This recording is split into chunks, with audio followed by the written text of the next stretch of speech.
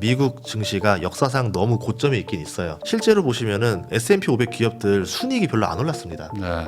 부담을 느끼는 그 버블만 점점 커지는 거죠. 그러면 버블에 올라타야 될 것이냐 말 것이냐 되는데 버블인 걸 알면서 올라타기 좀 올해는 좀 어려울 것 같아요. 다른 나라가 다 가난해지고 미국만 잘 살면 다른 나라는 디플레입니다. 지금 디플레예요. 다른 나라가 가난해지면 미국이 먹는 인플레는 상대적으로 덜할 수도 있다. 그러면 이제 트럼프 입장에서는 계속 다른 나라를 계속 꾸준히 가난하게 만드는 전략을 가져갈 수 있다는 거죠. 딥시크가 이제 결정타가 된 거죠. 80억으로 만들 수 있다 그러면 어떤 스타트업이 지분을 내주면서 그렇게 그렇죠. 하겠어요. 그냥 나 스스로 할 기회가 되겠죠. 그럼 여기를 막아야 될 거 아니에요. 네. 트럼프가 더 촘촘하게 규제를 하겠죠. 그럼 엔비디아는 그 물건을 팔아먹을 공간이 더 줄어들 수밖에 없죠.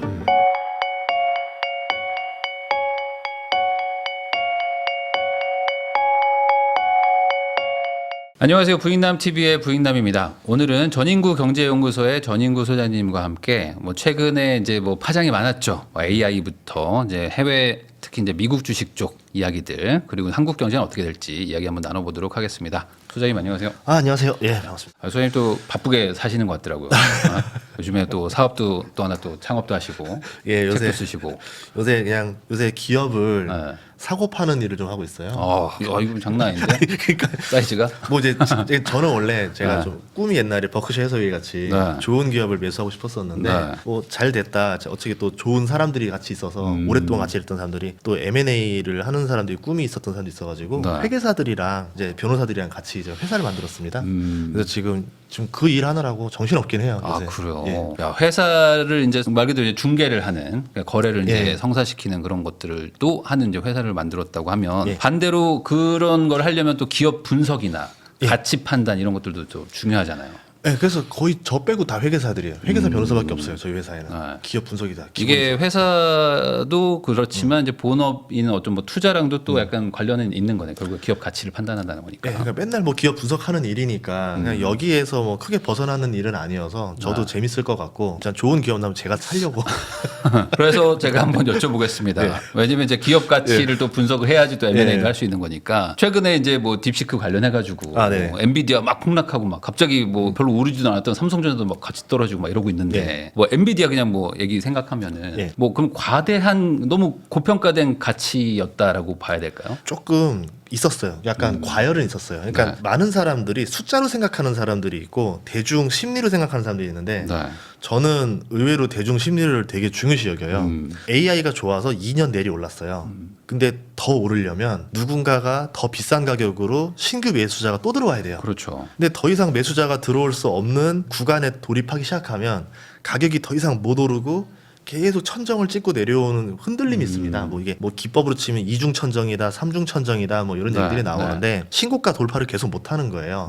그러다가 서서히 사람들이 심장이 뛰지 않아요. 그러니까 예전에는 엔비디아만 하면 심장이 두근두근 뛰고 막 기분이 좋아야 되는데 어느 순간부터 좀 진부한데 트렌드가 좀 지난 것 같은데 그럴 때 이제 갑자기 새로운 트렌드가 하나 등장합니다. 아마 작년 가을쯤부터 해서 양자 컴퓨터라는 게 등장했을 거예요. 이쪽으로 이슈가 또 쫙 빨리면서 주가들이 여기가 오르니까 엔비디아로 들어와야 될 자금도 지금 부족한데 신규 섹터로 돈이 들어가기 시작하니까 여기가 더 이상 못 오르고 힘이 빠지고 있었죠. 그런 상태에서 고평가 논란이 일고 이러다가 미중 분쟁이 또 항상 있고 트럼프가 등장하고 그래서 고금리에다가 여러 가지가 등장하면서 이거 과연 맞나? 의심을 갖기 시작하면서 하나 둘이 이탈하기 시작하죠. 그러다가 주가가 떨어지다가 이제 많이 떨어지기 시작하면 이제 공포를 느끼는 대중 심리가 더 커지면서 그냥 무조건 팔고 보자 하면서 또 패닉셀이 막 나오죠. 그래서 이런 과정들을 거치기 때문에 우리가 알고 있는 PBR, PER 이런 관점은 나중에 평상시의 얘기인 거고 대중이 공포랑 과열을 느낄 때는 이런 개념이 통하지가 않습니다. 대부분의 주식들이 이런 패턴으로 계속 올랐다 내렸다를 반복하는 것 같아요. 그러면은 어찌 보면 약간 다들 비싸다라고 생각하는 그 와중에 무언가 하나가 딱 시그널이 터지면서 좀 이렇게 내려갔다. 그게 딥시크였을까요? 딥시크가 이제 결정타가 된 거죠. 안 그래도 엔비디아에 대해서 이게 맞나라는 이제 의문점들이 서서히 커져가는 주가가 더 이상 못 오르고 좀 힘들어하는 추세였는데 여기서 딥시크라는 게 등장하는 순간 내 이럴 줄 알았다. 이렇게 된 거죠. 굉장히 아마 파급력이 우선은 딥시크가 이게 진짜야 아니야를 모르기 때문에 이거에 따라서 좀 더 많은 파급이 갈 것 같아요. 근데 문제는 딥시크가 진짜여도 문제고 가짜여도 문제예요. 왜 그렇죠? 딥시크가 이제 진짜라고 된 거는 뭐냐면 어떤 칩을 써서 어떻게 개발했어요로 말하지 않았어요. 그냥 H800 정도 되는 데이터 센터에서 우리가 비용을 계산해봤을 때 예를 예를 들어 우리 돈으로 한 80억 원 정도면 개발이 되는 것 같더라.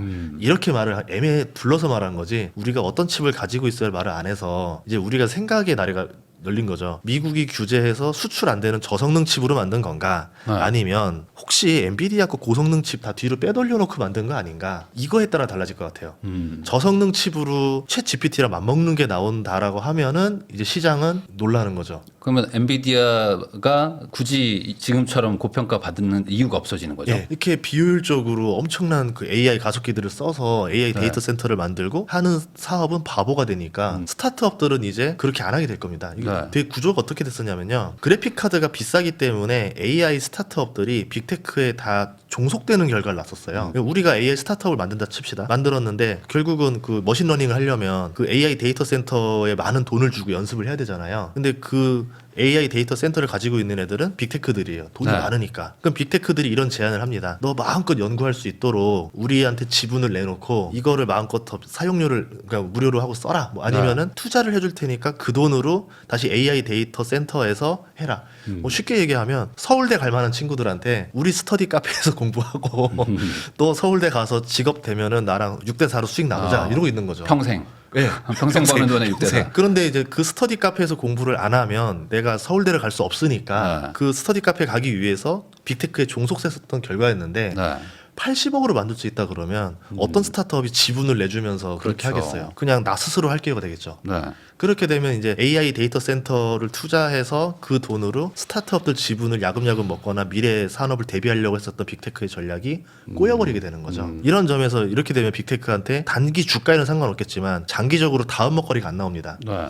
대표적으로 우리 닷컴 버블 시절 때 마이크로소프트 오피스가 이제 마이크로 오피스가 PC 시절에 윈도우즈로 떼돈을 벌었는데 그때 이제 독과점 법에 걸려가지고 그 MS 오피스를 그 막 쪼개겠다 뭐 네. 많이 쪼개려고 했었어요. 그래서 이제 빌 게이츠가 그 자기 재단 쪽으로 그냥 빠지고 자기는 사업에 관여 안 한다 하고 거의 애걸복걸해서 간신히 이제 기업이 쪼개지는 걸 막아놨는데 그때가 뭐 메타, 페이스북, 애플, 뭐 구글 수많은 스타트업들이 등장하는 시기였었습니다. 만약에 그때 마이크로소프트가 그때 그 독과점에 휘둘리지만 않았다면은 이런 기업들이 나오지 않았겠죠. 그냥 다 돈으로 사버리든지 예. 없애버리든지. 그래서 한 10년 뒤, 20년 뒤에는 우리가 지금 알고 있는 이 빅테크들이 서서히 이제 또 기울어가고 새로운 빅테크들이 또 나오는 시대가 열리지 않을까 이렇게 보고 있어요. AI 판에서 이제 메타라든지 뭐 이런 것들이 다시 한번 뭐 거대한 게 나올 수 있다. 또 나오는 거죠. 근데 지금까지는 그게 어찌 보면 돈으로밖에 할 수 없었기 때문에 거대한 해자가 있었는데 예. 이게 붕괴될 수 있다. 딥시크가 만약에 진짜라면요. 진짜라면 네. 가짜라면 어떤 일이 벌어지냐면 엔비디아의 고성능 칩을 썼을 가능성이 있어요. 저는 이 후자에 더 가깝다라고 보는데 딥시크를 만든 회사의 대표가 모회사가 있습니다. 네. 펀드 회사예요. 어. 이게 헤지 펀드예요. 네네네. 헤지 펀드로 젊은 친구가 1조 6천억인가를 벌었어요. 그 돈으로 자회사로 그냥 딥시크라는 걸 만드는 거예요. 네. 수상하잖아요. 저 친구가 저렇게 돈을 잘 버는 친구가 나올 수 있었나? 그리고 여기서 딥시크 연구진은 미국의 대학을 한 번도 안 간 토종 친구들로 만들었다를 대대적으로 광고하고 저비용으로 만들었다. 그래서 이 모회사를 열어봤더니 모회사가 H100 칩을 10,000개를 가지고 있고요. A100이라고 그러니까 규제 전에 있었던 칩인데 그걸 5만 개를 가지고 있습니다. 그 정도면 상당히 많은 수준. 꽤 많은 거죠. 네. 이게 충분히 챗 GPT 뭐까지는 정도는? 아니더라도 비벼볼 정도는 나오겠죠. 그러면 그 정도의 칩을 모회사가 가지고 있는데 자회사한테 한 번도 대여를 안 해줬을까? 안 쓰게 했을까? 말이 안 되는 거죠. 네. 그러면은 이렇게 볼 수 있는 거죠. 중국이 기술이 너무 빨리 따라오니까 칩을 완전히 규제를 해야 되겠다. 우회로 들어가는 것까지 다 막아야 되겠다. 싱가포르에다가 중국 스타트업들이 많이 들어갔는데 싱가포르가 엔비디아 칩을 가장 많이 사는 4위 정도에 들어갑니다. 그러면 싱가포르에서 엔비디아 칩을 사서 뭐 하겠어요. 거기다 데이터 센터 짓는데 데이터 센터가 중국 안에 없어도 돼요. 싱가포르에 있는 데이터 센터를 중국이 이용하면 끝납니다. 그렇죠. 그럼 여기를 막아야 될 거 아니에요. 네. 트럼프가 더 촘촘하게 규제를 하겠죠. 그럼 엔비디아는 그 물건을 팔아먹을 공간이 더 줄어들 수밖에 없죠. 이렇게 되나 저렇게 되나 엔비디아가 이제 앞으로 영원히 이렇게 비싸게 팔 줄 알았는데 그게 조금 리스크가 걸리면서 주가가 좀 내려오게 된 거죠. 그러면은 후자에 조금 더 가깝다라고 보셨기 때문에 예. 그거라고 만약에 가정을 한다고 치면 그럼에도 불구하고 지금 가격은 약간 뭐 고점인 거지만 완전히 막 폭락한다거나 과거처럼 돌아가는 정도는 아니겠죠. 네, 후자가 된다면 결국 어쨌든 엔비디아 칩 없이는 AI 세상은 돌아가지 않는다가 되기 때문에 네. 주가 하락이 그렇게 크지 않을 겁니다. 실제로 지금 다 후자라고 보기 때문에 주가가 그렇게 내려오진 않았어요. 네. 그러면 그냥 그 정도 선에서 다시 또 좋은 호재가 나오면 다시 랠리를 갈 수 있을 거고, 지금은 중국에서 반도체 만드는 상황들을 보면은 지금 굴기라고 하는데 기를 쓰고 만들고 있어요. 네. 그게 조금 무서운 게 HBM도 만들 준비 다 하고 있고요. 삼성전자랑 하이닉스가 하고 있다는 HBM을 화웨이가 주도를 하려고 하고 있고, 화웨이가 또 이제 AI 가속기 칩을 또 만들어서 이걸로 뭐 썼다 이런 식으로 홍보를 하는데 뭐 실제로는 모르겠어요. 그 정도까지 아닐 것 같긴 한데, 근데 이렇게 계속 이렇게 투하를 해서 발전하는 속도가 빨리 따라오게 되면은 한 3년 뒤에는 만나는 시점이 올 수도 있겠죠. 엔비디아 칩이 이제 마지막에 정점이 가겠지만 반도체에서 우리가 영원히 기술을 안 뺏길 거야라는 전제는 안 깔았으면 좋겠어요. 반도체를 만드는 거는 결국은 이제 석박사 사람들, 연구진들이 만드는 겁니다. 네. 근데 그 미국이나 이런 데 가면은 연구진들 중에 중국인들이 되게 많기도 하고, 우리나라 뭐 삼성전자 하이닉스 근무했던 분들이 지금 중국 가서 연구진으로 들어가 있는 경우도 너무 많고, 이렇기 때문에 과연 안 따라올 수 있을까? 사람을 그대로 다 데려왔는데 네. 위협적이 올 수도 있는 상황이 벌어질 수도 있어요. 근데 이런 거를 미리 뭐 미국도 이제 어느 정도 인지했던 시점에 그 반도체를 막 규제하면서 말 그대로 이제 중국이 따라오던 걸 좀 격차를 좀 벌렸던 것도 있는데 예. 그거로는 이제 소용이 없다는 거죠. 이제 자체적인 제작이 가능할 수 있다. 예, 자체적인 제작이 가능해지는 순간부터는 뭐 이제 규제를 할 필요도 없어지고요. 네. 두 번째는 뭐냐면 팔아먹을 곳이 사라지는 거죠. 어쨌든 저성능식으로 해서 물건은 팔아먹고 규제는 하고 이제 그 둘 다를 잡으려고 했는데 뭐 둘 다 안 되게 되는 거고, 아까 전자가 되면 진짜 무서운 게 챗 GPT에다가 우리가 뭐 머신러닝해서 또 AI 스타트들 만들잖아요. 그 토큰당 비용을 냅니다. 그러니까 이제 우리가 데이터 쓰는 만큼 돈을 내면서 연구를 하는데, 중국이 만약에 그 비용을 20분의 1로 낮춰서 우리 거 쓰세요라고 하면은 수많은 스타트업들이 중국에 있는 AI 데이터 센터나 딥시크를 이제 엔진 모델로 써가지고 계속 AI 프로그램들을 만들어낼 거 아니에요. 네. 그렇게 되면은 이제 그 많은 AI 서비스 회사들이 딥시크에 이제 의존하게 돼버리는 거죠. 이런 식으로 중국에 예속돼가는 과정이 갈 수도 있다. 그러면은 이게 두 종류로 좀 나뉠 것 같은데, 우선 빅테크 기업들 입장에서는 방금 말씀하신 그런 시나리오로 간다 그러면 어떤 일이 일어나는지 먼저 좀 궁금하거든요. 그럼 시장을 반으로 쪼개야 되니까 네. 안 좋죠. 이제 AI라는 다음 시장에서도 그렇고, 아까 AI 데이터 센터도 그렇고, 뭐 그래픽 카드도 그렇고, 그동안 미국 자체가 독점하던 시장을 반으로 나눈다 보면 당연히 매출이 떨어질 수밖에 없죠. 그리고 주도권을 뺏길 수도 있는 거고, 아까 AI 스타트업들을 빅테크가 AI 데이터 센터로 계속 이제 예속시키는 과정이었다고 하면은, 이제는 예속이 안 되니까 이제 다음에 정말 대박 날 만한 회사들이 또 어떤 게 나올지 모르잖아요. 그런 것들이 이제 중국으로 넘어가게 생긴 거죠. 이제 이렇게 되면은 향후 성장성이 좀 안 좋지 않을까, 네. 이렇게 보고 있고, 뭐 지금은 빅테크들은 뭐 당장 벌어들이는 돈이 나쁘진 않아서 주가가 뭐 당장 무너질 정도는 아니겠죠. 근데 이제 문제는 엔비디아 같은 데들은 당장 칩을 팔아야 되는데 네. 이게 좀 부담스러울 수도 있어요. 보통 사업 구조를 보시면 건자재가 먼저 오르고 네. 건설사가 오르고 이렇게 가는 것처럼 칩을 먼저 파는 장비들이 먼저 오릅니다. 장비를 깔아야 뭘 하니까. 그 다음에 이제 데이터 센터들이 뭐 이걸 이제 이용료를 받으면서 또 수익이 나면서 감가상각비를 떨궈 가면서 올라가는 거고, 그 다음에 서비스 회사들이 정말 대중이 열광하던 서비스를 딱 출시하면서 그게 이제 대박이 나서 스타트업이 이제 뭐 큰 기업, 뭐 중견 기업, 빅테크로 넘어가는 거거든요. 이제 그런 시대의 흐름이 있는데, 엔비디아는 어쨌든 이 타이밍에 빨리 돈을 벌어야 되는데 여기서 좀 한계 구간이 올 가능성이 더 높지 않나, 이렇게 본 거죠. 그러면은 이제 뭐 우리 시청자분도 그렇고 뭐 저도 그렇고 미국 주식 뭐 해외 주식에 대해서 그렇게 잘 모른다고 생각을 하는데, 네. 그러면 이 상황에서 봤을 때 빅테크 기업에 투자한다는 거는 이제는 조금 리스크도 봐야 된다라고 결정을 하면 될까요? 아니면 아직 그 정도까지는 아니고? 네. 그냥 싸진 않아요. 그러니까 모든 사람이 동의하는 내용은 빅테크 주식이 지금 저렴하지 않다는 모두가 동의합니다.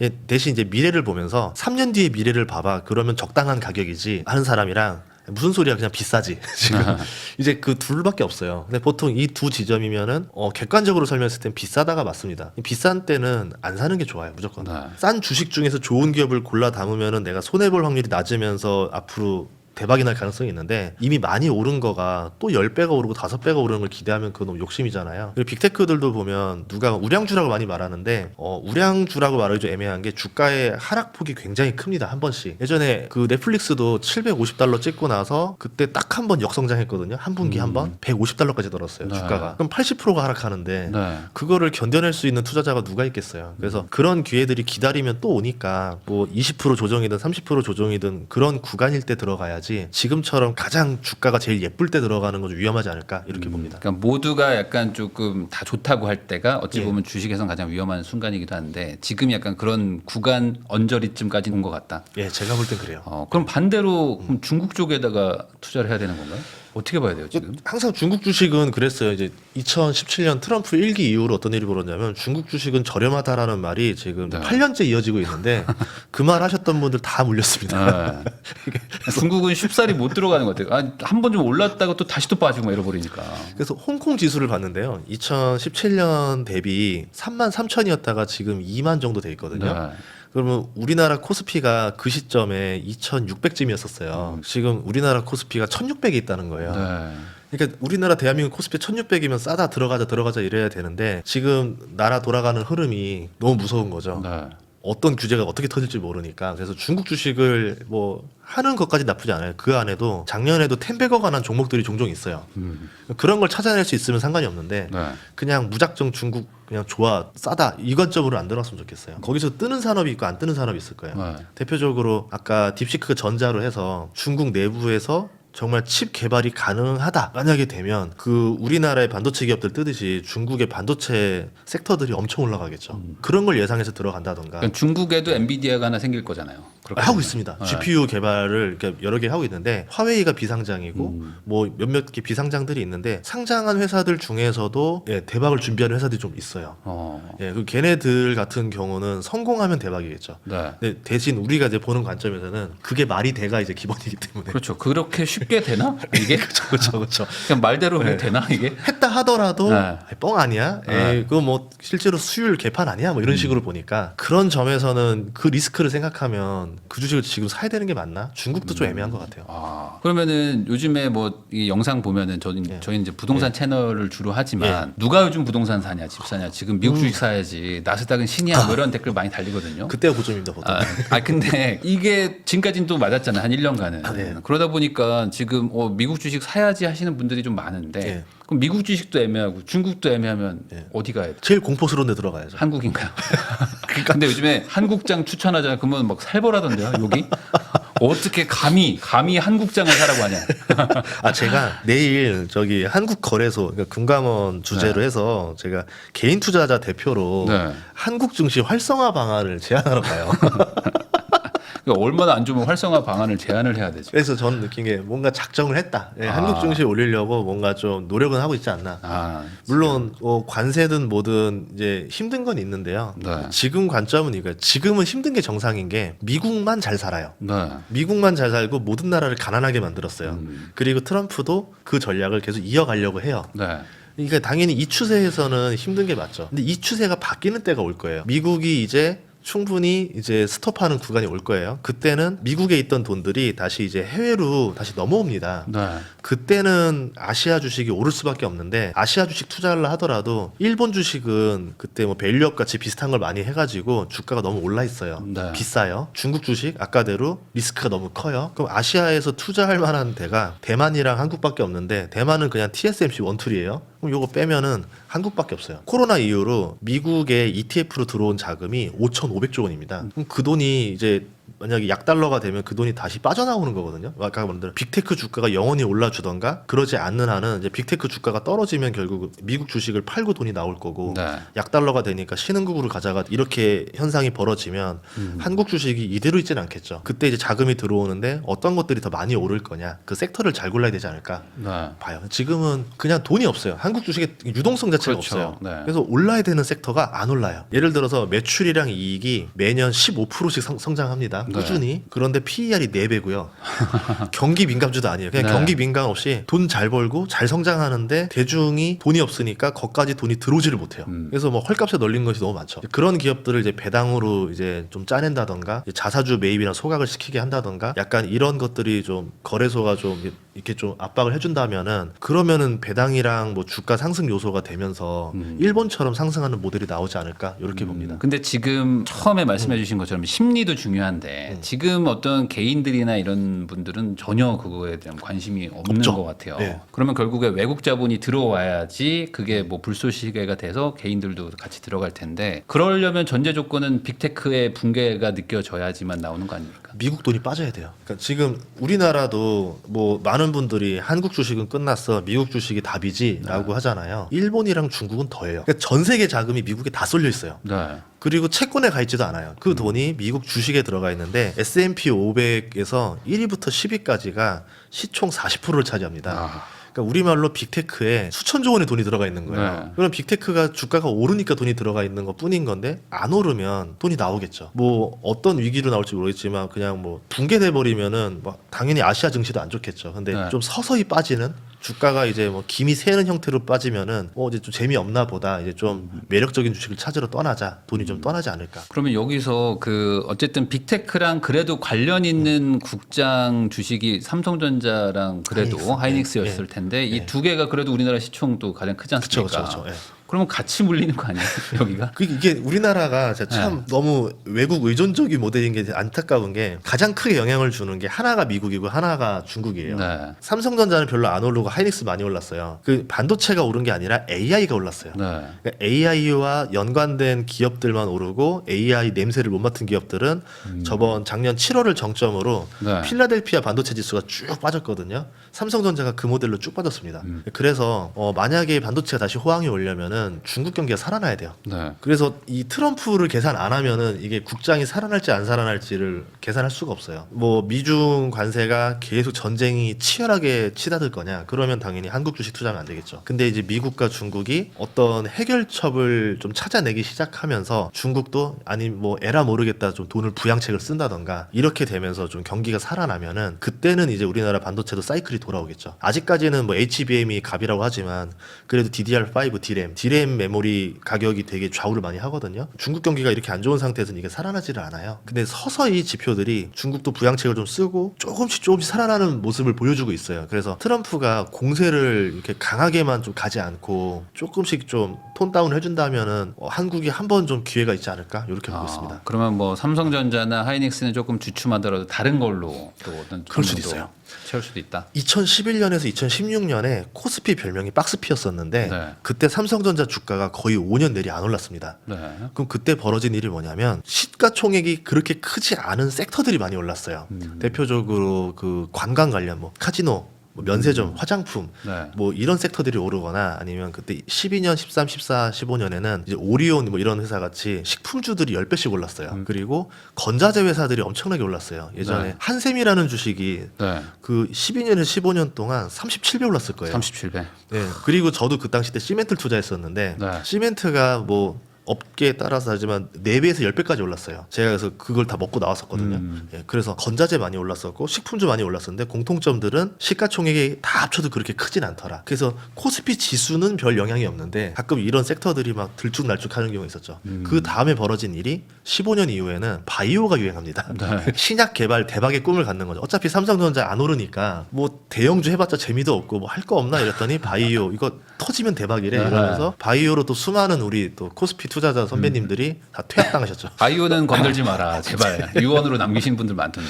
네, 그러고 났는데 바이오 투자할 때 하필 부동산 상승기가 왔어요. 그래서 이제 집을 살 거냐 바이오 주식을 할 거냐 이랬을 때 완패를 했습니다. 완패. 네. 네, 그래서 부동산이 정답이었구나 이렇게 가다가 코로나가 터졌고 동학개미 운동으로 잠깐 일어났다가 또 완패당하고 그때 또 잠깐 부동산이 또 상승 피크 찍으니까 부동산으로 자금이 완전히 쏠려 있다가 미국이 금리를 너무 올리면서 미국만 좋아지고 나머지 나라가 다 가난해지면서 모든 자산이 다 박살이 났죠. 그래서 결국 살아남은 게 미국 주식밖에 없었던 거예요. 네. 지금이 딱 이런 흐름이에요. 이제 10년, 15년의 흐름이 이렇습니다. 네. 그러니까 결론은 이 모든 얘기의 전제는 미국 주식 그 중에서 빅테크가 중국발 어떤 위기로 약간 붕괴 조짐이 보인다는 거를 예. 전제로 말씀하신 거죠.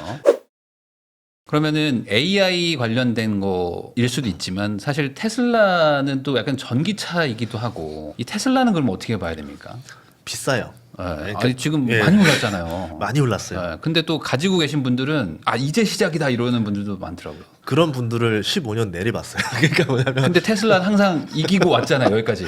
이게 맞죠. 그러니까 네. 이게 뭐냐면 내가 들고 있는 주식이 오르면 그 사람 앞에서 저거 떨어집니다라고 말하면 정말 그렇죠. 예. 그거는 약간 싸우자는 얘기죠. 부모 욕하는 거나 마찬가지죠. 그래서 주식을 사랑하면 안 된다라는 격언이 있는데 네. 많이 올랐을 때 객관적으로 보는 눈이 필요해요. 이거 네. 더 오를까 아닐까를 내가 계산하지 말고 남들의 시선을 봐야 되는데 저는 어떻게 계산하냐면 갑자기 테슬라에 관심 없던 사람이 테슬라를 사겠다. 이게 정말 좋은 지표입니다. 네. 거의 모든 재테크에서 통일하는 건데 많이 오른 거를 갑자기 사고 싶다고 대중들이 따라 올라오면 네. 그때는 이제 제가 마음을 바꿔야 돼요. 마인드를 까치밥 전략이라 해서 아 그래 정말 테슬라 갖고 돈 벌고 싶구나. 그럼 내 거 테슬라 가져가. 나눠줘야죠. 네. 그럼 그 사람이 뭐 380달러에 사면 막 450달러 정도는 먹을 수 있지 않겠는가? 그 사람이 산 사람도 돈을 벌어야 서로 좋은 거잖아요. 네. 저는 그때 나와요. 그리고 이제 아직 안 오른 것들, 지금 공포에 질려 있는 것들 중에서 내년에 오를 만한 거 뭐 없나 이제 이런 것들 따라다니죠. 그러니까 네. 되게 대중과 반대로 움직이는 투자를 많이 하니까 좀 이제 어떻게 보면은 대중성은 떨어지죠. 제 투자 방식이. 그러니까 욕을 먹는 투자잖아요. 이게. 욕을 먹는데 왜냐면 돈은 벌어요. 남들은 사는데 나는 판다고 하니까. 예를 들어서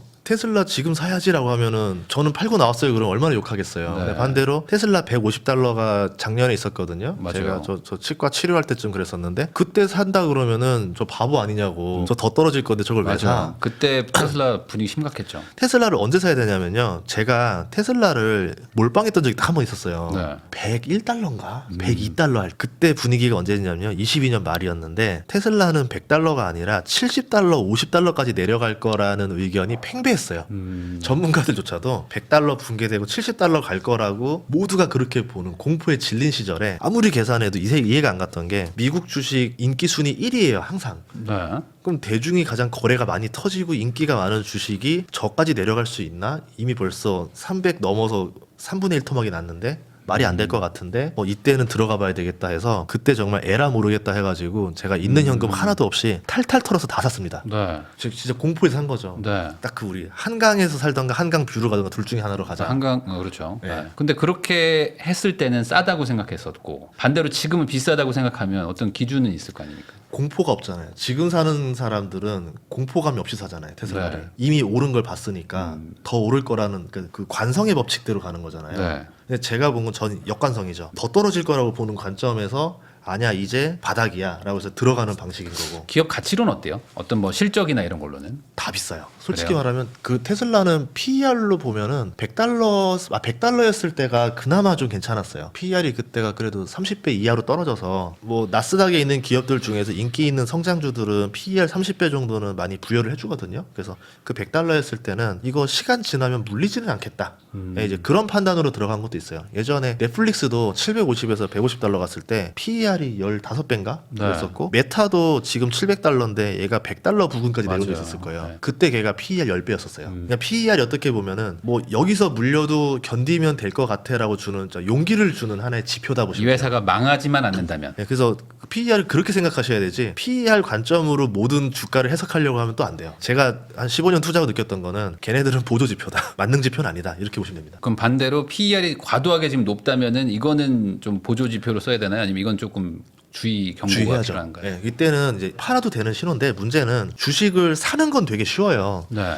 전문가든 개인이든 좋은 종목 살 겁니다. 알아서. 뭐 누가 나쁜 주식 사겠어요. 그리고 그 주식들이 보통 우상향하는 경우가 많으니까 조금 비싸게 사나 싸게 사나 별반 차이 없는 경우도 많아요. 그런데 꼭대기쯤 가면은 이제 매도를 하고 싶은 사람들밖에 안 모여 있는데 네. 이게 진짜 어려워요. 매도를 예술이라고 하거든요. 어떤 느낌이랑 가장 비슷하냐면 예를 들어 제가 뭐 테슬라를 100달러에 샀다가 400달러 때 팔아야 되는 상황이 됐다. 400달러에 팔고 싶지가 않습니다. 네. 대학교 때 사랑했던 첫사랑한테 제가 너는 결혼할 사람이 아니니까 나랑 헤어져야 되라고 해서 헤어짐을 통보해야 되는 느낌 같은 거? 감성적으로 할 수 없는 결정을 내리는 거예요. 그러니까 보통은 아, 그냥 내 사랑 테슬라 평생 가자 이러다가 이제 힘듦이 오고 다시 또 오르고. 네. 실적이 좋아질 확률은 없을까요? 뭐 급격하게 좋아질, 뭐 어떤 AI나 어떤 뭐 로봇이나 뭐 이런 쪽으로 해가지고 있긴 있어요. 로보택시라던가 뭐 옵티머스라던가 아니면 뭐풀 셀프 드라이빙을 막 중국에 예, 팔고 그런 것들이 이제 곧 등장할 거라고 이제 기대하기 때문에 주가가 이제 2배 정도 오르는 것도 있는데 이제 일론 머스크 특징상 그게 뭐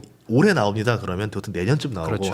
이제 조금 늦어요. 코리안 타임이에요. 그래서 말이 좀 빨라서. 그래서 제 생각에는 대중의 생각하는 그 기대감의 속도를 못 따라올 것이다. 양산의 속도가. 그러면은 그 양자 컴퓨터 이쪽도 엄청나게 오른 예. 또 섹터고 그리고 그때 뭐 기사를 보니까 거의 한국인이 다 가지고 있다. 이런 식으로 얘기를 하던데 한 3분의 1 이상 한국인들이 가지고 있다. 그 진실을 알려드리면 네. 창업자가 한국인이니까 그 지분을 포함하면 그렇긴 합니다. 네. 그 이제 김정상 교수님이 계신데 그분이 CTO로 들어가서 이제 창립 멤버잖아요. 네. 그러니까 이제 그분이 가진 지분도 있을 거고 또 그분이 있다 보니까 한국인들이 또 이제 쉽게 또 어느 발견을 정도 한 거죠. 네. 와 기술주에 한국인이 CTO로 있는 회사가 있네 이렇게 되니까 또 유행하게 된 거고 양자라는 게 뭐 사람들이 다 이렇게 보더라고요. 우주처럼 보더라고요. 이게 언제 다가올지 모르겠지만 다가오면 대박이야. 사람들한테 꿈과 희망을 심어주잖아요. 네.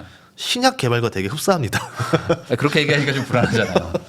그래서 제가 느끼는 건 뭐냐면 양자가 주가가 많이 올랐어요. 네. 이게 투자자는 그 기간이 되게 짧아요. 주가가 오르니까 마치 이제 그 세상이 금방 다가올 거라 생각해요. 투자자가 인내할 수 있는 시간은 6개월에서 1년이에요. 주가가 8배 올랐으면 1년 안에 양산이 나와야 돼요. 그러지 않으면 실망 매물로 바로 바뀌어버립니다. 실적이 나와야 된다 이거죠, 바로. 예. 근데 그럴 수 있는 기업이 아니에요. 네. 근데 주가가 너무 먼저 올라온 거죠. 김치국을 너무 먼저 마신 거죠. 그럼 그 주가가 실적이 나올 때까지 몇 년 동안 계속 고점을 유지해줘야 되는데 네. 주식시장에서 그럴 수가 없는 게 외부 변수가 너무 많아요. 뭐 경제가 나빠져서 뭐 다른 이유로 되면서 네. 변동성이 엄청나게 심하겠죠. 뭐 그런 관점에서 봤을 때는 싸게 살 수 있는 기회가 언젠가는 또 한 번 올 것이다. 뭐 딜레이가 좀 있으니까 아니면 내가 지금 어느 정도 고점인 사람들은 좀 매도를 좀 해서 좀 현금 비중을 쌓아놓는 방법도 있을 거고 뭐 저라면 그렇게 할 것 같아요. 그러니까 기술주의 특징은 엄청난 변동성을 동반하고 그게 되게 짧습니다. 그 주기가. 네. 그래서 오를 때 팔고 빠졌을 때 사야 되는 이제 공포에 사서 탐욕에 파는 거를 계속 해줘야 되는데 많은 사람들이 그냥 장기 투자자야 뭐야 이러면서 그 고점을 자꾸 즐기려고 해요. 네.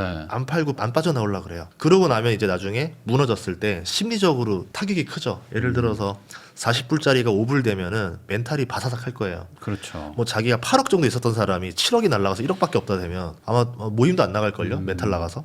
그렇게 될 수 있으니까 조율을 잘 하셔야 돼요. 그러니까 사실 고가쯤 되면 정리하고 다시 또 막 저평가돼 있는 막 예. 다들 뭐 비명 소리가 나는 곳으로 또 이동하는 게 맞긴 한데 예. 그게 인간의 본성은 좀 반하는 일이니까 예. 참 어렵죠. 그 젠슨왕 때문에 팍 폭락하고 갑자기 빌 게이츠가 아니다 젠슨왕이 틀렸을 수도 있다 하면서 갑자기 또 올라가고 젠슨왕이 한 날 제가 바로 다음날 영상 올렸습니다. 젠슨왕 그러면 안 된다. 젠슨왕 vs 지금 빌 게이츠인가요? 어떻게 지금 양자 컴퓨터를 어떻게 봐야 되는 거예요? 젠슨황은 양자 사업을 하고 컴퓨터 사업을 하고 있어요. 본인도 네. 엔비디아에서 이제 신사업을 키우고 있는데 문제는 기업가들은 자신의 기업의 최대 이익을 노리려고 합니다. 그럼 엔비디아 하고 있는 그 양자 컴퓨터 사업이 지금 정점을 찍고 있는 정상 기업과는 기술 격차라는 게 존재할 거예요. 네. 그럼 본인들이 따라잡을 때까지 시간을 좀 벌어줘야 되겠죠. 많은 그 양자 컴퓨터 회사들의 단점은 뭐냐면 자본이 약해요. 네. 계속 유상증자를 받아서 태워서 받은 돈을 가지고 연구를 해야 되는데 뭐 꼭 비례하는 건 아니지만 돈이 많아야 연구 속도가 빨라질 겁니다. 그러면 유상증자를 방해해야 되겠죠. 주가가 떨어져야 되겠죠. 뭐 나날이 주가가 올라가면 자본금도 받고 뭐 투자도 들어오고 하면서 본인들이 그 속도를 못 따라잡으니까 네. 대표적으로 그렇게 이제 블러핑을 많이 하는 사람이 일론 머스크죠. 자기가 하고 싶은 사업이 있으면은 네. 그 사업을 따라잡기 위해서 AI 규제해야 돼. 막 이러면서 그 AI 발전 속도를 좀 브레이크를 걸어주고 그 사이에 자기가 빨리 따라가려고 하는. 예, 그래서 기업가의 말은 여러분 좀 걸러서 들으셔야 된다. 그럼 반대로 빌 게이츠도 아니다 젠슨왕이 틀렸을 수도 있다 이거 몇 년 안에 온다 뭐 이런 얘기를 한 걸로 저는 아는데 네. 그것도 어찌 보면 약간의 좀 다른 의도가 있는 걸까요? 그럴 수도 있죠. 왜냐하면 MS가 AI 시장에서 지금 뭐 잡고 있는 게 오픈 AI라든가 이런 거밖에 없는데 조금 뭐 눌러놓을 수 있는 필요는 하지 않을까? 그리고 빌 게이츠가 그 재단이 따로 있어요. 빌 네. 게이츠 재단이 투자를 많이 하는데 그게 가끔씩 알려질 때가 있고 안 알려질 때가 있는데 본인 입장에서는 조금 사고 싶은 기업들이 있을 수도 있죠. 그러니까 빌 게이츠도 본인이 뭐 양자 쪽에 투자했을 네, 수도 있고 어딘가 이권이 있으니까 그런 말을 했을 거라 봐요. 그냥 말할 사람은 아니라고 봐요. 하긴 뭐 본인의 어떤 그 예. 발언력이라는 것도 알고 있는데 예. 그러면 결론적으로는 뭐 그것도 말씀하신 것처럼 아직 실적이 뭐 따라오지 못했기 때문에 뭐 좀 과대 평가가 됐을 수 있으니까 예. 뭐 중간에 좀 어느 정도 정리하시고 또 뭐 가져갈 건 가져가고 예. 이렇게 하는 게 좋겠다. 예. 정리를 해주신 것 같습니다. 네.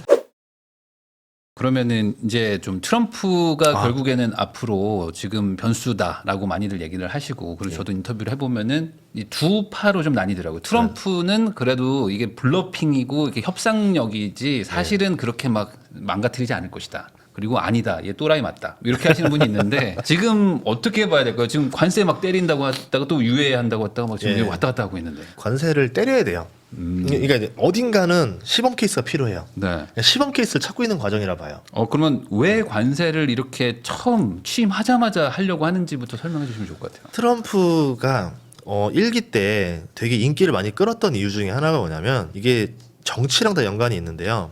트럼프 일기 때는 그래도 살기 좋았어. 바이든 때는 인플레랑 고금리로 살기 힘들었어. 그럼 다음 또 트럼프 때는 다시 또 살기 좋았어가 돼야 돼요. 제일 대표적으로 중산층을 봐야 되는데 바이든 때 중산층이 좀 무너졌습니다. 그러니까 이제 중산층을 살리는 전략을 쓰는 게 이제 트럼프고 서민들, 제조업 근로자들도 살리겠다가 되니까 여러분들을 잘 살게 만들어주겠다가 트럼프잖아요. 그럼 트럼프가 쓰는 전략을 하려면 대표적으로 법인세 인하라는 게 있습니다. 네. 그 소득세 감면도 연장을 해줘야 되고 법인세도 인하해줘야 되는데 그때는 그래도 미국이 재정 적자를 낼 수 있는 여력도 있었고 돈도 있으니까 트럼프가 그 정책을 내기가 쉬웠어요. 그런데 바이든 정부 때 코로나를 겪고 또 바이든 정부가 들어서서 뭐냐면 미국의 부채가 너무 많아졌어요. 2024년 회계년도 예산으로 하면요 6조 3천억 달러가 예산안이었는데 적자가 1조 7천억이 났고 그리고 부채로 내온 이자만 1조 달러가 나갔어요.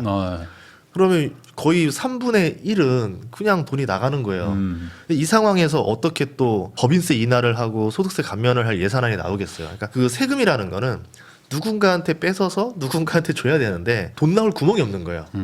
돈 나올 구멍을 만들어서 생각해 보니까 그동안 미국이 다른 나라들을 위해서 많이 혜택을 베풀었지 우리가 그 미군을 유지하면서 엄청난 비용을 대면서 달러 패권을 가져갔고 그 덕에 다른 나라들이 무역을 거래할 때 지금 뭐 군함 끌고 무역선 다니는 건 없잖아요. 네. 전 세계가 이제 편안하게 하니까 무역 비용이 뚝 떨어졌습니다.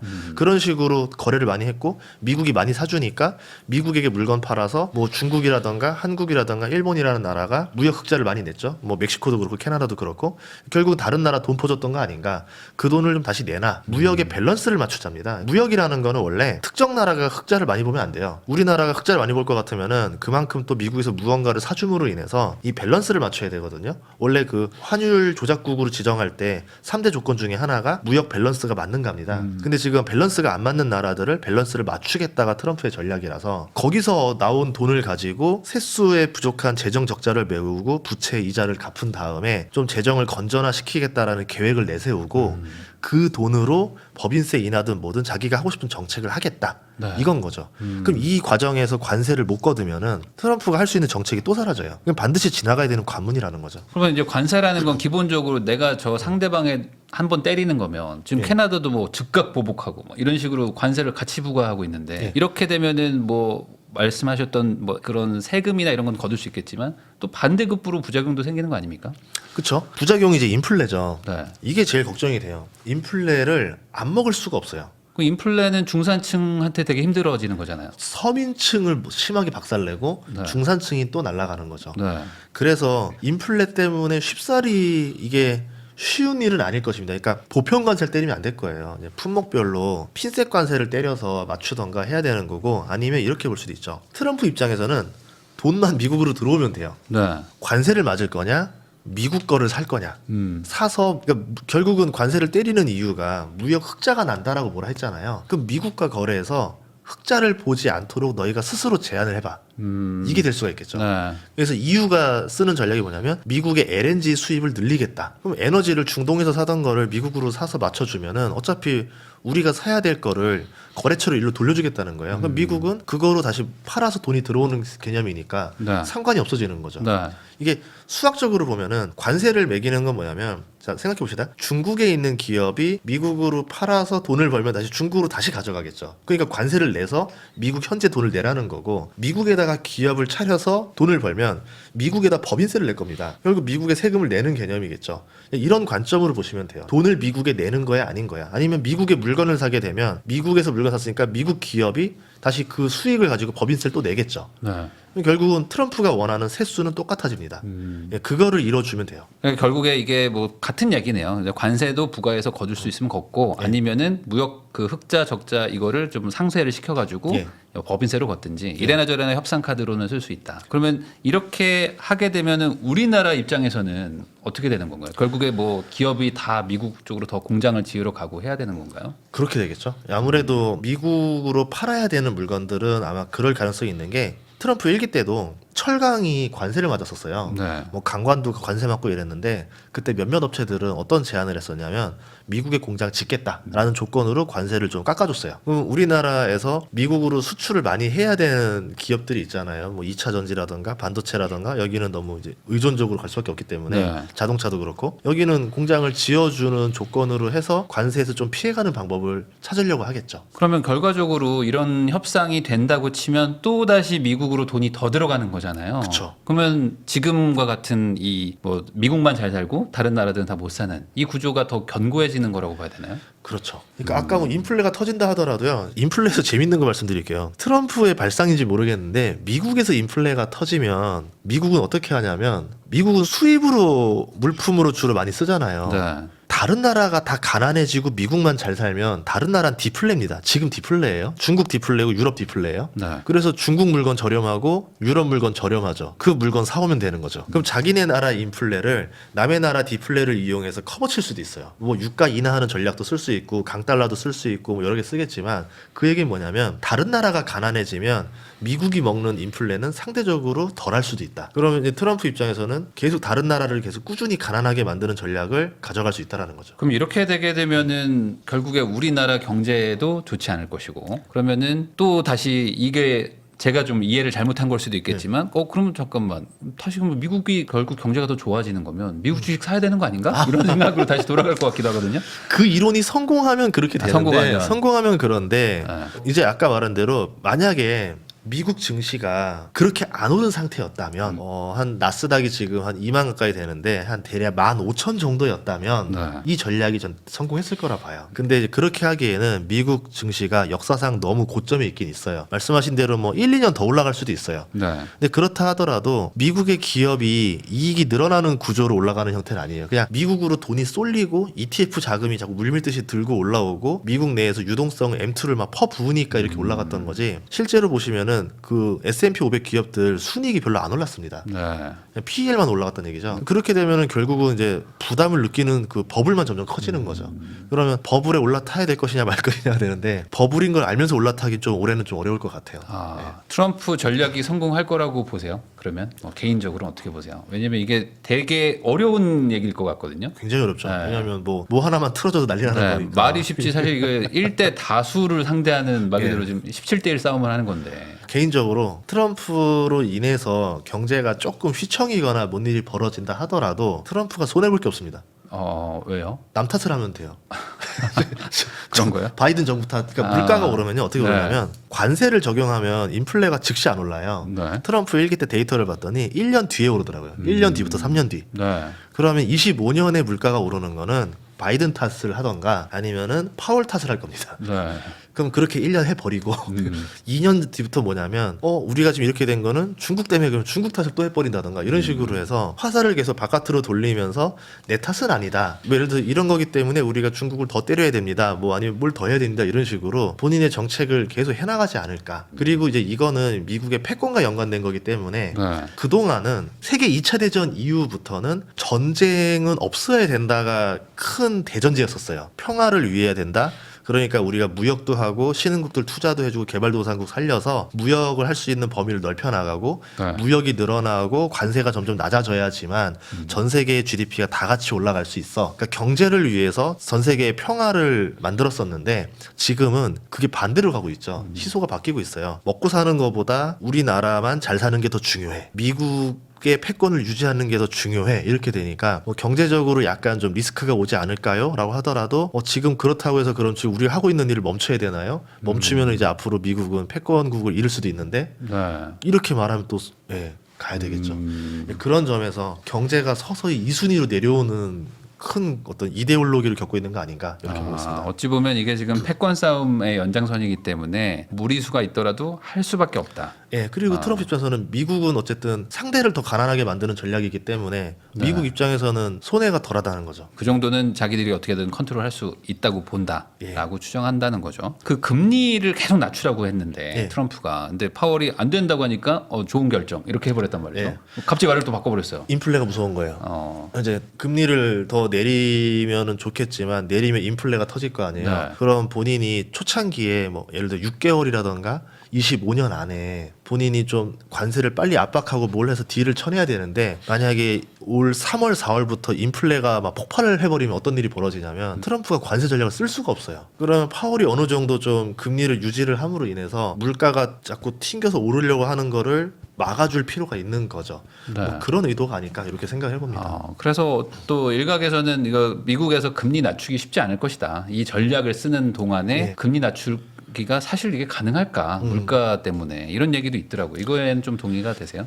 저는 굉장히 어려울 것 같아요. 아마 올해 금리 한 번도 못 내릴 수도 있어요. 한 번 더. 네, 더 세게 보고 있어요. 어느 정도냐면 올려야 될 수도 있어요. 네, 그러니까 올린다. 그러니까 이제 파월의 발언까지도 이번 FOMC 들었을 때 뭐냐면 연준이 금리를 올려야 될 것 같습니다라고 말하면 이건 엄청난 쇼크가 오는 거예요. 네. 난리가 나는 거예요. 그래서 그런 말을 쓸 수는 없습니다. 그래서 이제 둘러서 말할 수 있는 게 뭐냐면 금리를 오랫동안 동결해야 될 것 같습니다. 지켜봐야 될 것 같습니다. 네. 이제 이 말로 때우겠죠. 한 번 인상하면 될 거를 뭐 반년 동안 동결시킨다던가 이런 식으로 지금 메우는 전략으로 해보려고 하는 것 같은데 인플레가 치솟는 이게 예사롭지가 않아요. 그래서 만약에 인플레가 치솟고 지금은 고용이랑 소비가 괜찮으니까 인플레가 치솟든 말든 증시는 영향은 없어요. 보통 인플레보다는 고용과 소비가 더 네. 살아있느냐를 더 보기 때문에. 근데 만약에 고용 지표나 이런 것들 소비가 지금 최근 한 달 동안 옛날 같지 않거든요. 살짝 좀 이상 징후가 있었어요. 이게 내려가는 추세로 바뀌어버리면 물가는 오르는데 고용과 소비가 떨어지니까 이거 스태가 아니야? 여기에 걸릴 수도 있는 거죠. 그러면 이제 트럼프 입장에서는 금리 내리라고 했다 내렸으면 정말 큰일 날 뻔했겠네? 뭐 이렇게 생각해 볼 수도 있겠죠. 트럼프 자체가 자기가 하고 싶은 생각과 발언을 다 내뱉고 네. 관료들이나 참모들이 이제 나중에 말리거나 설득해도 안 들어먹다가 네. 시간 지나고 보니까 제 말이 맞는 것 같거든요. 이제 그때쯤 되면 맞네, 좋은 선택이었네 이렇게 되는 경우가 많기 때문에 네. 아마 트럼프가 이성적으로 금리를 내리면 안 된다라고 아마 이해를 한 것 같아요. 그러면 이게 지금 미국 주가에는 어떤 영향을 주는 건가요? 이제 금리 인하가 그래도 조금 기대감이 있었는데 네. 금리 인하가 안 되고 조금 더 간다 그러면은 분위기가 좀 안 좋아지는 건가요? 이러면은 제가 느끼는 거는 결국은 한계에 도달할 것 같아요. 지금 미국이 23, 24년에 부도난 기업이 최대치입니다. 네. 거의 뭐 역대급 수준까지 올라와 있거든요. 그리고 그 미국의 오피스 공시를 봤는데 10월달, 11월달, 12월달 3개월 데이터를 보니까 한 달에 1%씩 올라가요. 공실률이. 말이 안 되는 정도 그렇죠. 지표잖아요. 그러니까 금리가 계속 높으니까 이제 21년, 22년에 있었던 그 좀비 기업들이 다 터지기 시작하는 거예요. 그 오피스 쪽이 다 박살나고 고금리, 그리고 과거에는 저금리 대출이었던 거를 고금리로 전환해야 되는 그 과정에서 계속 터져나갑니다. 그러면서 지금 오피스들 지금 공실률이 계속 늘어나고 있거든요.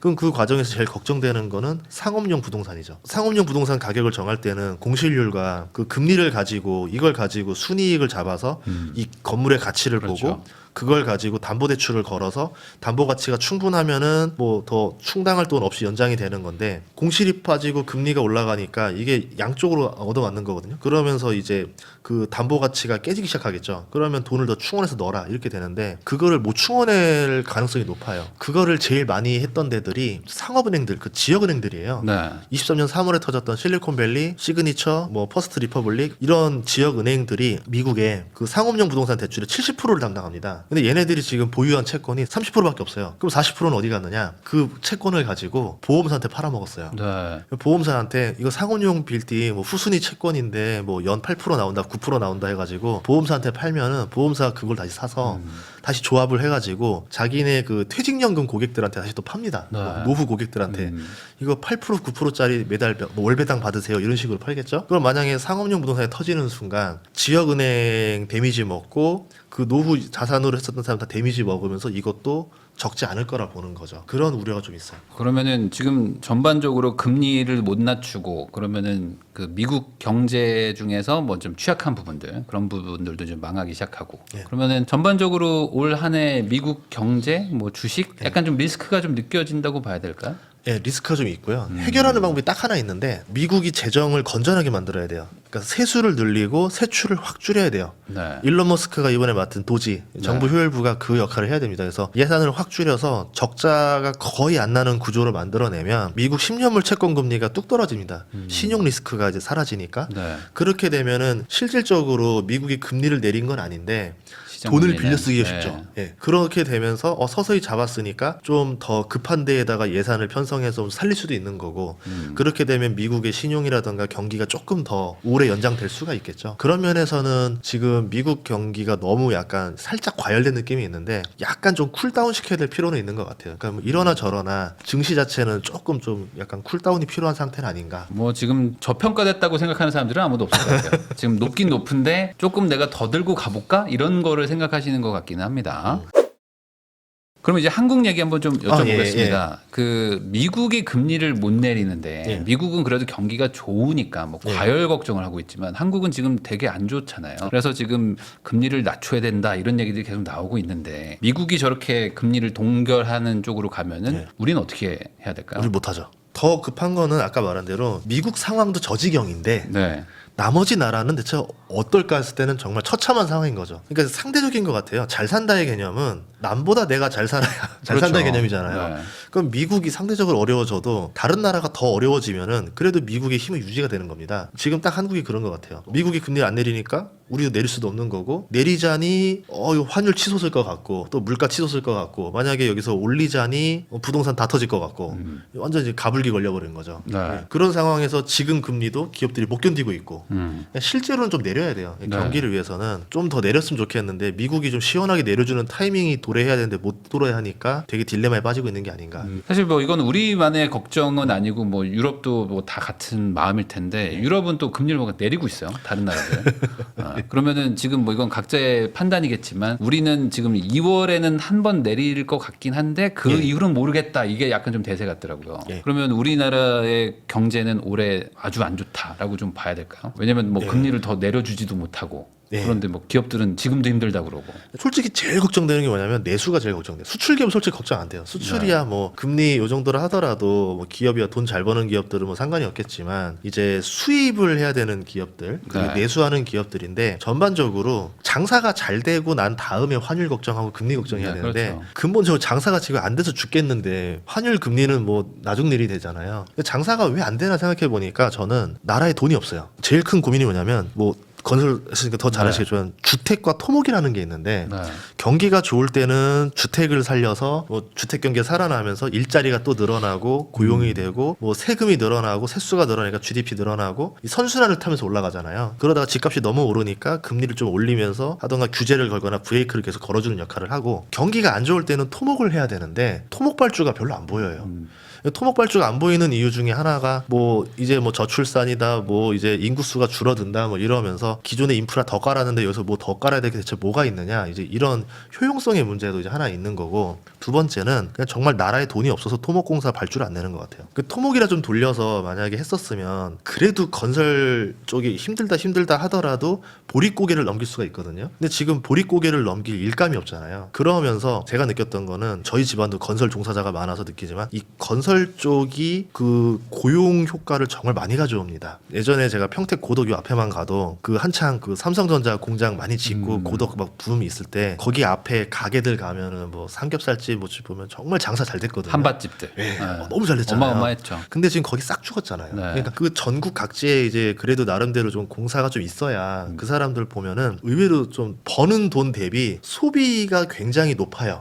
버는 만큼 다시 지역 경제로 다시 돈을 돌려줘요. 네. 예, 그러면서 이 지역 경제 내수가 활성화가 되는데 그렇게 될 일감이 없다라는 게 조금 아쉽죠. 그러니까 이게 예전에 그 고덕 거기 뭐 공사 막 할 때는 그 뭐 안전관리자 같은 거 알바하러 가면 예. 막 하루에 막 10몇만 원씩 받는데 그냥 그쵸, 서서 그쵸. 이렇게 막 보고 있고 그러면 이제 그 일감이 너무 많으니까 예. 그냥 가서 그냥 일용직으로 했는데 한 3,400씩 벌고 한 달에. 근데 그걸 막 둘이 가서 같이 벌고 뭐 이런 것들이 많았거든요. 그래서 이제 거기 기숙사에서 살면서 모텔에서 돈 내주고 예. 또 반주 한잔 하면서 또 술 먹고 이런 것들이 이제 되게 많은데 지금 그 내수의 어찌 보면 한 축을 담당하는 건설 쪽이 이제 너무 안 좋으니까. 예. 근데 여기가 지금 뭐 당장은 살아날 기미가 별로 보이진 않거든요. 그러니까 살아날 때까지 지금 버티기 모든 것 같아요. 그러니까 미국이 저렇게까지 오래 갈 수는 없다라고 보는 거죠. 그러니까 결국은 미국도 자기네 경기 침체를 우려해서 금리를 내리게 될 거고 약달러가 되면서 이제 돈이 다시 이제 한국으로 들어올 거고 이제 한국 경제가 좀 숨통이 트이고 한국도 금리를 내리게 되면서 이제 뭐 좀 아무래도 확실히 금리가 내려가면은 내 집 마련을 하고 싶은 수요도 터질 거고 건설도 좀 숨통이 트이고 하면서 조금씩 내수가 살아나기 시작할 거거든요. 자영업자들도 그럴 거고 이제 그때까지 대체 뭐로 버틸 거냐. 그때까지 좀 그래도 좀 일감이 좀 있어야 되지 않겠는가. 저는 그렇게 보고 있죠. 근데 지금 뭐 반도체도 좀 그렇고, 그쵸. 뭐 여러모로 우리나라 지금 걸려 있는 그런 뭐 산업군이 뭐 잘 되고 있는 데가 별로 없어 보이는데 그나마 좀 있다면 뭘까요? 조선 뭐 이런 건 좀 괜찮나요? 조선밖에 없는 거. 조선이랑 식품? 식품, 예. 불닭볶음면. 불닭볶음면. 진짜 지금 보시면요. 네. 그런 기업들이 나요. 그러니까 한국 주식 무조건 아니야라고 하니까 너무 좋은 게 뭐냐면 지금 코스피 PER이 8.4배입니다. 올라야 되는 기업이 지금 식품주예요. 네. 식품주 재무제표 보시면요. 매년 고속 성장하고 있어요. 그리고 뭐 화장품, 뷰티 이쪽도 괜찮았었고 조선주도 그렇고 뭐 우리나라 지금 섹터들 중에서 돈 잘 버는 기업들이 막 널리기 시작했는데 네. 한국 주식 하는 거 아니야라는 그 한마디 때문에 그 진주들조차도 찾으려고 아무도 노력을 안 한다는 거죠. 아, 찾아도 안 오르고 주가가. 그 말은 그게 시총이 막 아주 크진 않아서 뭐 외국 자본이 들어오기까지는 좀 어려운데 예. 보통 이제 개인이나 이런 기관을 사줘야 되는데 굳이 안 들어오는. 예. 그래서 약간 저평가됐다라고 봐야 되나요? 그런 것들도 있고 우선은 그 거래 대금이라는 게 되게 중요한데요. 예를 들어서 시총이 한 5천억짜리 정도가 되면은 어느 정도 이제 계속 좀 증시가 활성화가 돼야 50억이 들어왔다 나갔다도 할 수 있고 이런데 거래가 뚝 떨어지면 5억도 왔다 갔다 하기 힘들어요. 그렇죠. 네, 그럼 외국인 입장에서는 투자 불가 종목이 때려지는 거예요. 거래량 때문에. 네. 그러면 개인들이 들어와서 되는데 개인들이 모였다고 주가가 오르서 우상향하는 케이스는 또 생각보다 많지는 않아요. 그럼 기관들이 들어와야 되는데 자꾸 한국 증시에 ETF나 펀드에서 돈이 돈이 막 이탈만 하지 나가니까. 들어오는 돈은 없죠. 그럼 이탈할 때는 뭐 해야 되냐면 애매한 기업들 다 팔아서 자금을 쥐어 짠 다음에 한 종목 두 종목에다가 돈을 몰빵해서 수익률만 맞추는 어거지로 맞추는 전략을 가야 되거든요. 네. 그러니까 뭐 살아있는 몇 종목 빼고는 다 이제 매도만 나오는 거죠. 굉장히 안 좋은 상황이 되죠. 근데 네. 보통 이럴 때 결국 또 시간이 지나면 저번에 2014, 15년 식품주나 건자재처럼 또 그런 섹터들에 갑자기 돈이 쏠려서 10배씩 나오는 것들이 나올 수 있더라. 그러니까 어느 순간 실적이 이렇게 좋았어라고 사람들이 보면서 관심만 생기면 예. 그때는 이제 어찌 보면 실적이 뒷받침된 주가의 저평가니까 예. 그냥 또 가죠. 가는 거죠. 예. 근데 거기까지 시간이 좀 걸릴 수 있다 심리적으로. 예. 그러면 내일 이제 금감원 가셔가지고 이제 한국 이 증시 활성화 대책을 이제 또 설명하실 거잖아요. 되게 중요한 역할을 하시네 지금. 여기서 살려줘야 지금 식품주가 가는 거 아닙니까? 한국 증시가 살아나려면 여러 조건들이 있어야 되겠지만 뭘 해야 될까요 지금? 이렇게 생각하면 될 것 같아요. 축구 경기를 얘기를 해볼게요. 축구 경기인데 심판이 공정하지 않아요. 심판이 저쪽 팀 편이에요. 네.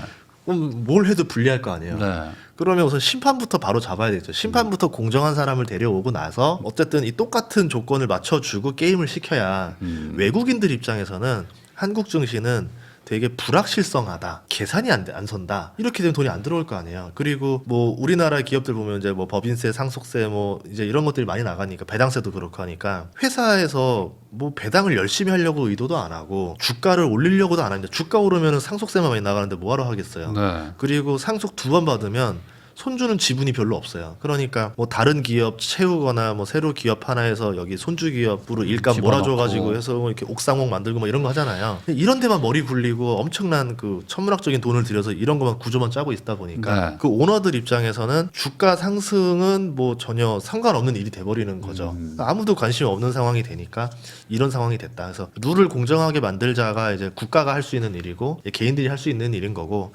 축구 같은 경우는 아무리 힘들어도요. 미친 선수 하나 나오면 됩니다. 네. 보면 갑자기 우리나라 월드컵 때도 보면은 저 선수가 잘할 줄 알았는데 저 선수가 아니라 의외의 선수가 갑자기 막 골 넣고 막 엄청난 플레이를 보여주면서 나머지 선수들이 갑자기 으쌰으쌰 분위기가 올라오면서 갑자기 막 10골 넣고 막 이렇게 되면서 갑자기 게임을 이기기도 하고 이러잖아요. 그런 것처럼 경제 증시라는 것도 다 가능성은 존재하는데 국민들이 너무 공포랑 절망감에 질려 있다라는 거죠. 그거를 공포를 용기로만 바꿔줄 수 있으면은 증시가 저는 활성화될 수 있다라고 봐요. 그런 포텐은 다 가지고 있어요. 그래서 전 내일 가서 할 말은 저는 이제 페어하게 하자. 예, 공정한 룰을 만들어 달라. 예, 그렇게 얘기하려고 합니다.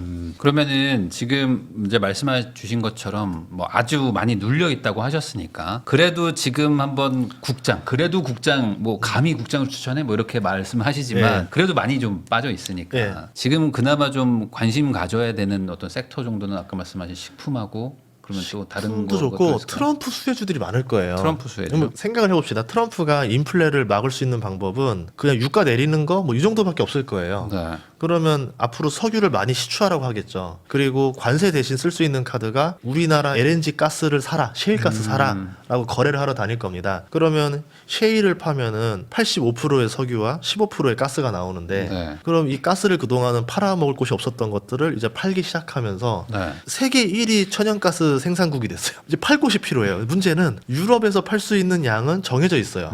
이제 이번에 우크라이나 전쟁 때문에 열심히 이제 팔게 돼서 이제 거래처는 늘어났는데 이제 그거로는 부족해질 정도로 생산이 더 늘어났어요. 그래서 파나마 운하 가지고 트럼프가 난리를 쳤던 이유가 파나마 운하를 통해서 LNG 선박들이 아시아로 가야 돼요. LNG를 가장 많이 사주는 나라가 일본, 한국, 중국입니다. 세 나라입니다. 네. 그럼 아시아 국가한테는 LNG 가스를 열심히 팔려고 하겠죠. 그럼 LNG를 팔아야 되는 우리나라들은 그동안 카타르나 이런 데서 사오던 뭐 호주나 사오던 거래처를 미국으로 바꿔줘야 되는 거고 그럼 우리도 바꿔줌으로 인해서 뭐 일본도 그럴 거고 우리도 그럴 건데 딜을 해야 될 거 아니에요. 네. 일본 같은 경우는 아마도 LNG를 사주는 조건으로 일본 제철 US 스틸을 달라고 할 가능성이 높아요. 그 철이 돈이 되거든요. 정유하면은 이제 뭐 강관, 뭐 송유관 이런 거 다 깔아야 될 건데 이제 앞으로 그 대규모로 필요할 거고 미국 내에 공장 지어야 될 거고 미국 내에 이제 뭐 전력 인프라, 통신 인프라, 도로 항만, 뭐 선박, 뭐 자동차, 그러니까 뭐 엄청난 그런 베이스들이 들어가야 됩니다. 그러니까 철 관련된 것들 아니면 뭐 네. 특수강들, 알루미늄들 이런 것들이 좀 메리트가 있지 않을까. 근데 우리나라 기업들 중에서 미국의 공장을 갖고 있는 기업들도 있어요. 그런 기업들 뭐 PER 보니까 7배, 8배 이래요. 네. 그럼 7배, 8배에서는 뭐 물려봤자 뭐 조금 손해는 본다 하더라도 그렇게 많이는 안 보겠죠. 뭐 PER 7배, 8배에서 물려도 상관없을 것 같아요. 그래서 또 하나 보는 건 뭐냐면 그 상태에서 배당 수익률이 한 3% 정도, 2, 3% 정도만 되면은 물려도 그냥 예금 이자라 생각하면 돼서 견딜만 하거든요. 그런 어떤 안전마진 깔고 들어가면은 뭐 정말 예상대로 트럼프가 그렇게 해서 로또를 맞으면 좋은 거고 아니어도 PER 7배에 배당 3% 받으면서 버티면 되는 거고 이런 전략을 할 수 있는 게 아까 식품주랑 뭐 이제 이런 주식들 인프라 관련 주식들 이런 게 있습니다. 그 AI 관련주라고 해가지고 전기 뭐 이런 쪽도 지금 우리도 AI예요 뭐 이렇게 얘기하는 거 네, 있잖아요. 엄청 올랐죠. 네. 네, 그런 애들 이제 안 사면 돼요. 올랐. 그러니까 차트 보시고. 차트 이런데요. 한 번도 꺾이는 거 없이 쭉 가고 있는데. 근데 그거를 예를 들어서 저는 이렇게 봐요. 그러니까 이 상승장을 네. 주식할 때 노하우 중에 하나인데 이게 일주일짜리 호재인지 네. 한 달짜리인지 1년짜리인지 정도는 파악을 해야 돼요.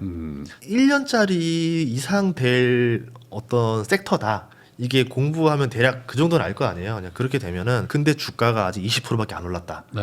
30%밖에 안 올랐다. 1년 오를 게 요 정도면은 이거는 30%더 비싸게 사더라도 내가 손해 보는 가격이 아닐 것 같다라는 게 판단이 나겠죠. 이때는 뛰어들어야죠. 네. 근데 이게 벌써 700% 올랐어요. 이러면은 이제 아무리 좋은 기업도 700% 정도 시세를 뿜고 나면은 매도할 생각밖에 없단 말이에요, 사람들이. 네. 그러면은 여기서 뭐 하나만 잘못 걸리면 이제 주가가 그냥 우리말로 지금 꼬라박기 때문에 조심해야죠. 그러니까 어쨌든 이제 투자라는 건 기본적으로 좀 이렇게 안 좋고 좀 상황이 안 좋은 것들 중에서 이제 찾아내는 네. 그런 거라고 보면 되겠네요. 네. 그러면 이제 소장님하고 이제 이런저런 얘기를 나눠봤는데 결과적으로 올 한 해가 좀 미국 쪽은 좀 리스크도 좀 느껴지고 네. 그다음에 한국도 뭐 경제가 좋지 않고 그러니까 뭔가 투자하기가 참 난감한 그런 분위기일 거로도 보입니다. 예. 그런 이런 상황에서 또 어쨌든 또 우리는 또 투자를 하고 재테크도 해야 되는데 여기서 흔들리지 않고 좀 꼭 이걸 1년 내내 좀 가지고 가야 될 어떤 뭐 그런 뭐 좋은 조언이랄까요? 이거 하나 해주시면 좋을 것 같습니다. 지수가 안 올라도요 오르는 주식은 있습니다. 그러니까 트럼프라고 하더라도 지수는 나쁠 수 있겠죠. 근데 오르는 종목은 나올 거고요. 네. 한국도 마찬가지예요. 그래서 오르는 것들을 찾아보면 돼요. 그러니까 모두가 공포에 질려서 그 세부적으로 거들떠 보지도 않을 때 오히려 수혜를 보는 기업들이 있어요. 그거를 찾아내시면 좋을 것 같아요. 예를 들어서 아무리 침체기를 하더라도 전 세계의 자금이 쏠려야 되는 곳들이 있거든요. 뭐 나중에 우크라이나 재건을 하는데 700조가 들어갈 수도 있을 거고 그동안은 경제 안 좋다 했는데도 AI에 또 수백조 이상의 돈이 투자가 됐었던 거고 네. 그런 식으로 자금이 쏠리는 곳을 따라가면 돼요. 그러니까 돈의 흐름을 보고 돈이 흘러가는데 초입이면 따라 들어가면 되니까 그거를 보시면 될 것 같아요. 그냥 무섭대 안 해야 된대 남들 하는 말에 휘둘리지 않았으면 좋겠어요. 그리고 남들이 가는 길에 같이 가려고 하지 말라. 이것도 예. 좀 필요할 것 같고요. 예. 가더라면 제일 빠를 때 같이 합류하라. 그리고 아까 말씀하신 것처럼 내가 뭔가 돈을 투자하려고 하는데 마음이 하나도 안 불편해. 너무 편해. 이런 거 조심해라. 그럼요. 이런 거 조심해야 예, 된다. 조심해야 됩니다. 예. 뭔가 마음이 막 걱정되고 막 이런 조심스러워야지 좋은 투자고. 이거 매수 버튼 누르면 이거 진짜 한강 가는 것 같은데 이때 이때가 보통 매수 타이밍인 경우가 많아요. 너무 그냥 쉽게 클릭되고 막 어제 못 샀다 너무 아까워 더 살 걸 막 이런 생각이 들면 좀 아니고 욕심 나서 누르는 매수는 망하는 경우가 많고요. 공포에 질려서 하는 매수는 좋은 결과 나오는 경우가 많습니다. 보통 그렇더라고요. 뭐 10달러에서 12달러 갔을 때 안 샀다가 16달러 가면 사게 돼. 맞아요. 항상 맞아요. 그렇게 예. 되죠. 이 19, 20 갈 것 같거든. 근데 거기가 또 항상 그때가 고점인 거예요. 그때부터 내려가더라고요. 근데 신기하게. 대중 심리가 다 똑같아서 그런 거예요. 그러니까. 다 똑같이 그러고 있으니까. 이 참 주식이 쉽지 않습니다. 그렇지만 또 여기서 잘 하시는 분들은 또 엄청난 또 수익을 보기 때문에 여기에 또 관심 있는 분들은 오늘 영상 잘 참고하시면 좋을 것 같습니다. 지금까지 전인구 경제연구소의 전인구 소장님과 이야기 나눠봤고요. 시청해 주셔서 감사드립니다. 저도 소장님과 인사 나누겠습니다. 오늘 나와주셔서 감사드립니다. 예, 고맙습니다.